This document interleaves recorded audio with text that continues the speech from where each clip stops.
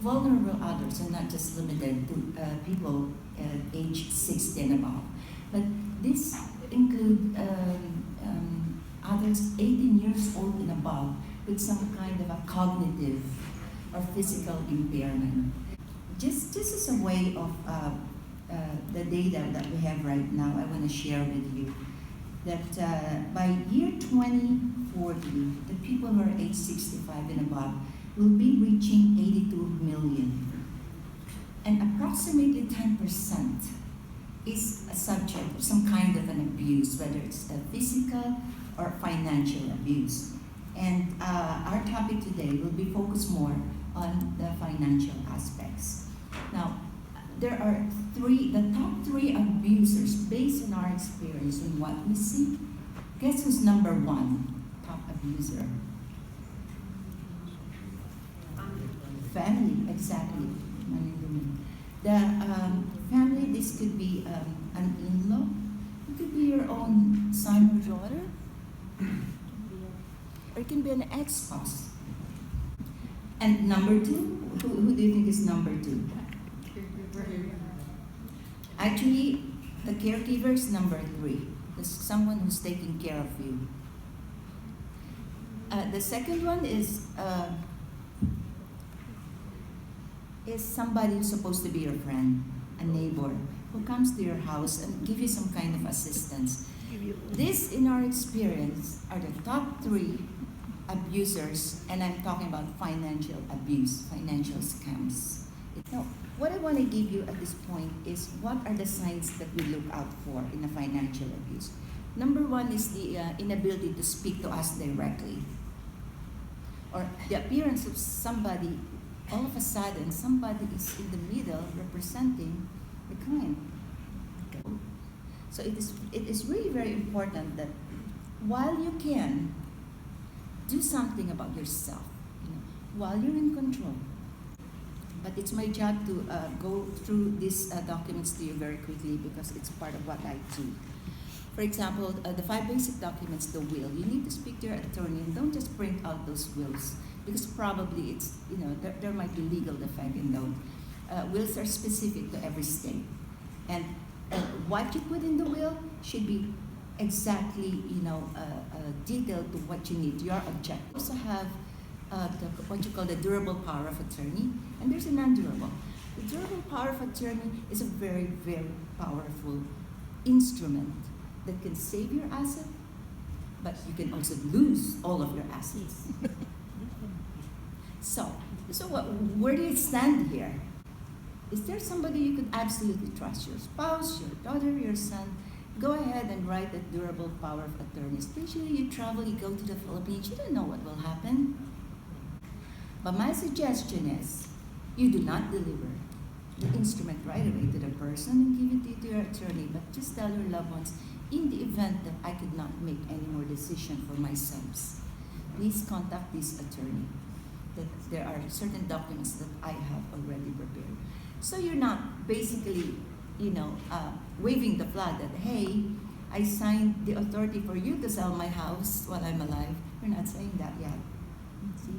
Now, the non-durable is when you're just traveling and you want it to be of limited significance, like, it's just for the time being.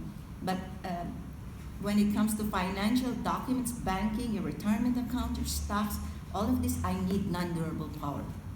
So it's very important.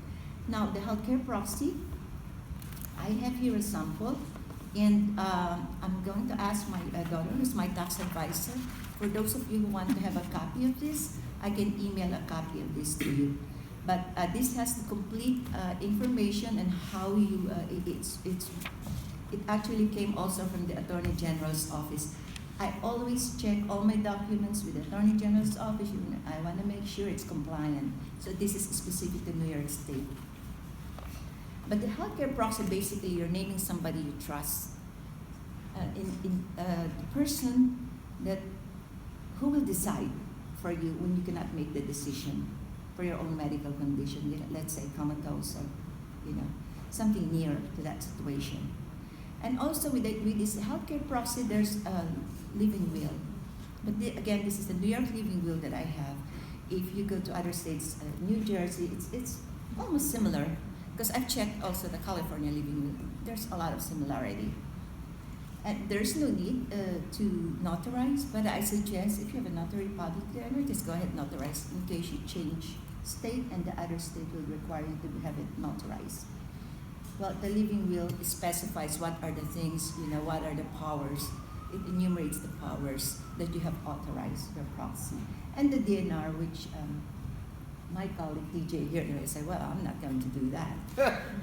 When they, when what you see TV that they go for your heart. When you sign the DNR, they don't do that anymore. They will not revive you or resuscitate you because of the DNR. But then you always have option. In all this, don't be scared. You just go for them. You always have an option that, okay, I don't want to do this, but I want maximum pain relief. I want antibiotic. So there are certain things here. There's an enumeration. It's pretty long document. There are things that I've seen in my practice, the online scam, online dating, all these kind of things, and even home-based job. Okay, if I'm going to put one caveat for all of you to remember, it's this. Whenever anybody asks you, even if they give you check in advance, and ask you to rewrite a check back to them, no. You know why? Even if you get a check, let's say somebody hired you and said, oh, you be a collector for us. We're based in Tralala country, and you be the collector. This is what happens. If I give you a check for $30,000 and you deposit it today, it's going to be good.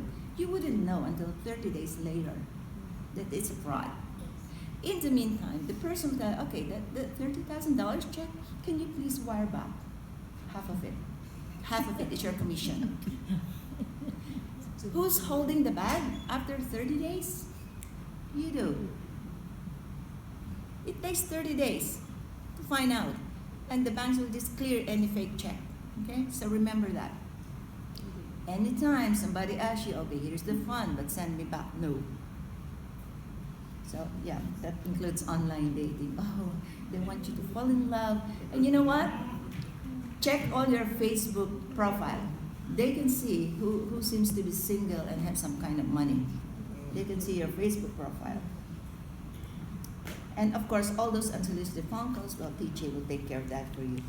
I'm more focused here again on the one kind of risk that we always encounter, longevity risk, which is our exclusive territory. Longevity risk is, we call it the risk, but it's the risk of living too long.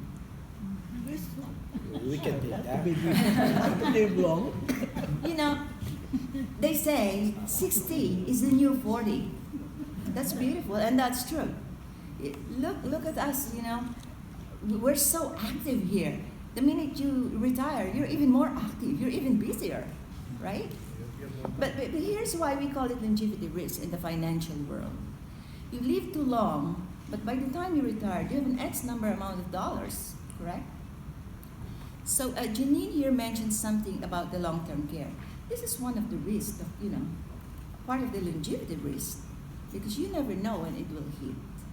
So what we do in the earliest stage, pre-retirement, or let's say you didn't have it after retirement, we propose that you start funding your own long-term care. Do you want to end in, you've seen the news, right? Abuses, nursing homes. We have only one NYC that government here. If there are so many hundreds, thousands of abuses, you don't want to become a number, okay? So these are the things that is within your control. Like I said, while you can control it, put it in your hands, take control. After all, as my tax advisor here will tell you, a long-term care is tax deductible. Let Uncle Sam pick the bill for you. If you're 61 to 70, you can take $4,000 by way of a medical expense. Let's say you're paying premium. That can be treated like a medical expense. Of course, you have to ask her how to calculate the AGI, and I believe she has some, she has some forms here that you might want to ask from her. It's about tax, deductibility. And in New York State, as well as New Jersey, Connecticut, and California, there is a tax towards the end, is a tax credit. Meaning, if you owe New York State $4,000 in tax, and you paid $4,000 in premium, take 20%, take it bottom line. So New York State paid 20% of your premium, and the rest, Uncle Sam will take care of it. So that's just one of the things. So it's not a bad deal. Now also, part of this our problem with longevity is your retirement accounts. A lot of you have been approached by friends. Invest here in my business, in my restaurant.